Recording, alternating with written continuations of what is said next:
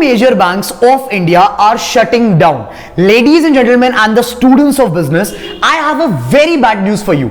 आपको पता होगा कि इंडिया का जो पूरा बैंकिंग सिस्टम है उसको हमारे इंडिया का सेंट्रल बैंक आरबीआई का मतलब reserve Bank of India head करता है।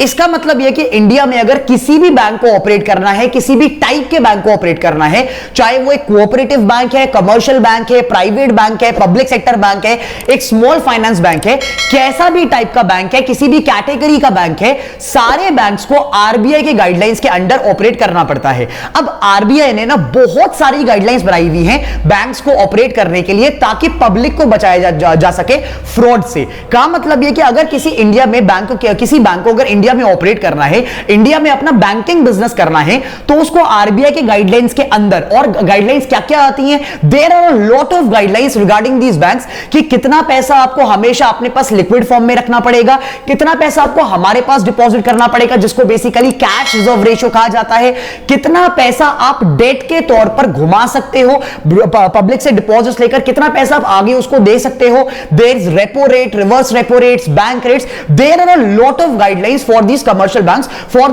For these entire category of banks जो कि आरबीआई ने बनाई हुई है। अब आरबीआई एक सीधी सी बात कहता है कि हम दो बातें करेंगे, हम एक तो रेगुलर इंटरवल्स पर यह चेक करेंगे कि क्या आप हमारी सारी गाइडलाइंस को फॉलो कर रहे हैं कि नहीं कर रहे। अगर आप हमारी गाइडलाइंस को फॉलो नहीं कर रहे तो हम पहले तो आपको समझाएंगे, अच्छे से बताएंगे, लेकिन अगर आप स्टिल हमारी गाइडलाइंस फॉलो नहीं करोगे तो हम आपका बैंकिंग लाइसेंस कैंसिल कर देंगे, आप बैंक के तौर पे इंडिया में ऑपरेट नहीं कर सकते। दूसरी बात आरबीआई यह कहता है कि हम आपके अकाउंट्स को रेगुलर इंटरवल्स पर ऑडिट करवाएंगे, मॉनिटर करेंगे, हम हर दिन देखेंगे, हम हर मतलब मंथली बेसिस पर ट्रैकिंग करेंगे कि आप धंधा कर कैसे रहे हो, कैसा बिजनेस कर रहे हो आप मार्केट में, किस टाइप के लोन्स दे रहे हो पब्लिक से, किस टाइप के डिपॉजिट्स ले रहे हो, किस तरीके से पैसा घुमा रहे हो, कितने सेक्टर्स में पैसा घुमा रहे हो, और आपके डेट्स कितने चल रहे हैं, और प्लस कितने आपके नॉन परफॉर्मिंग एसेट्स हैं। का मतलब ये कि जब आप डेट देते हो तो उसमें से कितने लोग आपका पैसा लेकर भाग जाते हैं जो पैसा आपके पास नहीं आ पाता। तो आरबीआई बेसिकली सारे बैंक्स को बड़े क्लोज तरीके से मॉनिटर करता है ताकि पब्लिक को बचाया जा सके फ्रॉड्स के थ्रू। अब यहां पर अगर कोई भी बैंक, किसी भी कैटेगरी का बैंक आरबीआई की गाइडलाइंस को पूरा नहीं कर पाता या फिर अपनी फाइनेंशियल हेल्थ को अच्छा नहीं रख पाता, का मतलब यह कि उसके पास पैसा नहीं बचा, उसके रिजर्व्स कम हो गए, डेट्स बहुत ज्यादा बढ़ गए, गलत लोगों को उधार दे दिया, नॉन परफॉर्मिंग एसेट्स बहुत ज्यादा बढ़ गए, बहुत सारे लोग पैसा लेकर भाग गए वगैरह वगैरह। अगर आरबीआई यह देख रहा है कि आप बैंकिंग बिजनेस सही तरीके से नहीं कर पा रहे, फाइनेंशियल हेल्थ अच्छी नहीं है, आने वाले टाइम में आप डूब जाओगे, आपके रिजर्व्स खत्म हो चुके हैं, तो आरबीआई आपका लाइसेंस कैंसिल कर देगा, आपका बैंक इंडिया में बैंकिंग बिजनेस ऑपरेट नहीं कर सकता। एंड गेस व्हाट, इंडिया में रिसेंटली 5 जुलाई को आरबीआई ने, रिजर्व बैंक ऑफ इंडिया ने इंडिया के 2 बड़े बैंक्स का लाइसेंस कैंसिल कर दिया है। का मतलब यह कि 5 जुलाई के बाद ये दोनों बैंक्स अब इंडिया के मार्केट में बैंकिंग बिजनेस ऑपरेट नहीं कर पाएंगे, ना ही पैसा लेंगे और ना ही पैसा वापस देंगे। प्लस उन लोगों का क्या जो जिन्होंने अपना लाइफ का सेविंग्स इन बैंक्स में रखा हुआ था। इस वीडियो में आगे बात करने वाले हैं कि एग्जैक्टली चल क्या रहा है, कौन कौन से 2 बैंक से जिनका लाइसेंस कैंसिल हो गया और अब इफेक्ट क्या पड़ने वाला है पब्लिक के ऊपर। Before I begin with this video, मुझे ना आपसे एक बात बोलनी है। इस टाइम पर इंडिया के मार्केट में बहुत सारे फाइनेंशियल इन्फ्लुएंसर्स आ चुके हैं जो आपको फाइनेंस सिखाते हैं, बट ज्यादातर उनमें से, मैं किसी को ब्लेम नहीं कर रहा, बट आई एक्चुअली से कि बहुत सारे लोग, देखो एक फाइनेंशियल इन्फ्लुएंसर का काम क्या है, आप लोगों को फाइनेंस के बारे में बताना, उन लोगों को बताना जिनको नहीं पता। उनका कोर काम यह होना चाहिए कि वो आपको इन्फ्लुएंस करे सही डायरेक्शन में जाने के लिए, सही चीजों से अपडेटेड रखे कि आप सही डिसीजंस ले पाए। But lot of financial influencers do this thing कि सामने वाले लोग अपने बेनिफिट के लिए, अपनी स्पॉन्सरशिप्स के लिए आपको गलत इंफॉर्मेशन देते हैं या आपको सही गाइड नहीं कर पाते। आप अपने फाइनेंशियल इन्फ्लुएंसर्स को ना प्लीज ध्यान से चुना करो ताकि आप गलत डायरेक्शंस में ना फंस जाओ। Even I cover a lot of finance information. जो लोग मेरी कम्युनिटी से जुड़े हुए हैं उनको यह बात पता है।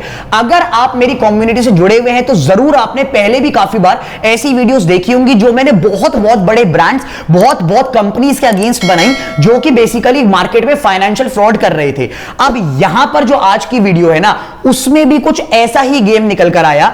दो ऐसे बैंक्स जो कि बेसिकली मार्केट में पब्लिक के साथ डीलिंग्स सही तरीके से नहीं कर रहे थे, आरबीआई ने उनको पकड़ लिया और उनका लाइसेंस जब्त कर दिया। इन बैंक्स में से एक बैंक महाराष्ट्र का है जिसका नाम है मलकापुर अर्बन कोऑपरेटिव बैंक, और इसमें से सेकंड बैंक जो है वो बेसिकली कर्नाटका बैंगलोर का बेस्ड है जिसका नाम है सुश्रुति साहूकार बैंक। अब यहां पर इन दोनों बैंक्स जो कि महाराष्ट्र का कोऑपरेटिव बैंक है और एक कर्नाटका कोऑपरेटिव बैंक है, इन दोनों के licence Reserve Bank of India ने 5 जुलाई को जब्त कर दिए। 5 जुलाई को बोला गया कि अब आप इंडिया के मार्केट में बैंकिंग बिजनेस नहीं कर सकते। इसका मतलब क्या होता है? इसका मतलब यह होता है कि उस डेट के बाद उन लोगों को अपना लिक्विडेशन प्रोसेस में लाना पड़ेगा, धंधे को बंद करने के प्रोसेस में लाना पड़ेगा, जिसको फाइनेंस में winding up of the business कहा जाता है। और वाइंडिंग अप का मतलब क्या है कि अब आप पहली बात डिपॉजिट्स नहीं ले सकते। अगर आपके पास कोई और कस्टमर आएगा अकाउंट खुलवाने के लिए तो आप वो नहीं कर सकते उस डे के बाद जिस डे से आपका लाइसेंस कैंसिल हो गया। सेकंड बात, आप कोई फ्रेश लोन नहीं दे सकते। आपको जो आपके एग्जिस्टिंग लोन्स हैं उनको रिकवर करना पड़ेगा, उनकी रिकवरी पर आपको अपना प्रोसेस लाना पड़ेगा। You can not give fresh loans to the people in the market जिस डेट पर यह अनाउंसमेंट आती है उस डेट के बाद से। तीसरी बात, सबसे मेजर बात हमारी जनता के लिए, जनता की बेनिफिट के लिए, व्हाट अबाउट द पीपल जिनका इन बैंक्स में पैसा जमा था, उनका क्या? मैं एक कस्टमर हूं और मैंने अपनी लाइफ भर काम करा, अब मेरी 60 साल की एज है, मेरे पास एक रिटायरमेंट फंड आया, मैंने किसी बैंक में अपना पैसा डाल दिया, एफडी करा दी और मैंने ये सोचा कि एफडी के ब्याज से मैं अपनी पूरी लाइफ काटूंगा। लेकिन एक दिन ऐसा होता है कि आरबीआई आता है और उस बैंक का लाइसेंस कैंसिल कर देता है। मेरा सपोज करो मेरी लाइफ की जमा पूंजी 50 लाख रुपए उस बैंक में पड़ा था जिससे कि मेरा घर परिवार चल रहा था, बट अब उस बैंक का लाइसेंस कैंसिल हो गया तो मेरा 50 लाख का क्या, मेरा पैसा कहां गया? क्योंकि मेरी तो एफडी थी उस बैंक में। गाइस प्लीज इस बात को ध्यान से सुनना, ये आप लोगों के बेनिफिट के लिए है। ज्यादातर लोगों को, हम इंडियंस को ये बात नहीं पता और एक फाइनेंशियल इन्फ्लुएंसर का यही काम है आप लोगों को इन चीजों से बचाना, सिखाना। गाइस एक चीज है, एक रूल है इंडिया में, रिजर्व बैंक का ही एक रूल है। रिजर्व बैंक का एक डिपार्टमेंट है, इंश्योरेंस डिपार्टमेंट है, डीआईसीजीसी, जो कि बेसिकली हर अकाउंट पर 5 लाख तक का इंश्योरेंस देता है हर अकाउंट होल्डर को। इसका मतलब क्या? मेरा एक एफडी थी, मैंने अभी आपको एग्जांपल दिया कि मेरी एक एफडी थी 50 लाख रुपए की एक बैंक में जो मैंने रखी हुई थी अपने रिटायरमेंट के बाद। अब फॉर एग्जांपल उस बैंक का लाइसेंस कैंसिल हो जाता है तो सिर्फ सरकार की साइड से, आरबीआई की साइड से मुझे मात्र 5 लाख रुपए वापस मिलेंगे, का मतलब 45 लाख रुपए मेरे चले गए। अब मैं जिंदगी कैसे काटूंगा मुझे नहीं पता, मेरी लाइफ कैसे चलेगी मुझे नहीं पता। अब तक की जो मेरी जमा पूंजी थी वो खत्म हो गई, बिल्कुल खत्म हो गई।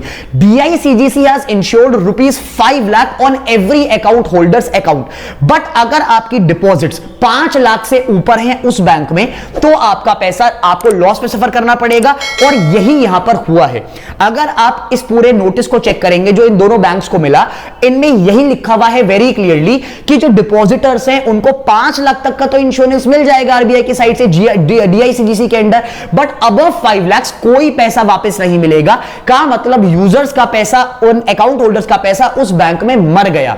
मैंने इस बारे में ना एक बहुत डिटेल्ड में वीडियो पहले भी बनाई थी कि कभी भी कोशिश करो एक बैंक में, चाहे कितना ही बड़ा बैंक क्यों ना हो, एक बैंक में ज्यादा पैसा डिपॉजिट मत करो। 5 लाख से ऊपर कोशिश करो कि आप किसी बैंक के किसी खाते में पैसा ना डालें कि कल को अगर वो बैंक डूब भी गया तो आपको 5 लाख से ज्यादा का नुकसान नहीं, आपको नुकसान होगा ही नहीं, क्योंकि 5 लाख तक का पैसा था, 5 लाख तो मिल ही जाएगा गवर्नमेंट की साइड से, इट्स इंश्योर्ड। बट उसके ऊपर क्योंकि आपने पैसा डाला ही नहीं तो आपको लॉस भी नहीं होगा। और इसके बारे में मैंने डिटेल में वीडियो बनाई थी, मैं आपको आज फिर इंफॉर्म कर रहा हूं कि प्लीज किसी एक बैंक के किसी एक खाते में ज्यादा पैसा मत रखो। क्यों नहीं? क्योंकि आपको पता है कि इस टाइम पर मार्केट्स कितने वॉलेटाइल हैं। इन बैंक्स के पोर्टफोलियो में जो डायरेक्टर्स होते हैं ना, जो पूरा का पूरा फंड मैनेज कर रहे हैं, बाहर के इन्वेस्टर्स हैं, इंडिया के इन्वेस्टर्स हैं, एफआईआईज हैं, there are a lot of people who manage a single bank, और इसमें से कब कौन कितना बड़ा फ्रॉड कर दे हमें नहीं पता। येस बैंक के साथ आप सब लोगों ने देखा यही हुआ। येस बैंक एक इतना बड़ा बैंक था, क्या आप में से कभी किसी ने सोचा था कि ऐसा कुछ होगा? मतलब share crash, stock price crash होकर आज के डेट में वो 16-17 रुपए पर है। वो कभी वो 57-56 पर ट्रेड कर रहा था, कभी वो 200 रुपए पर भी था। लेकिन just because the CEO Rana Kapoor ने फ्रॉड करा, उस बैंक की हालत आज आप सबको पता है कि उस बैंक का क्या हाल हो रखा है। हम में से किसी ने नहीं सोचा था कि यह बैंक इतना ज्यादा क्रैश डाउन हो जाएगा।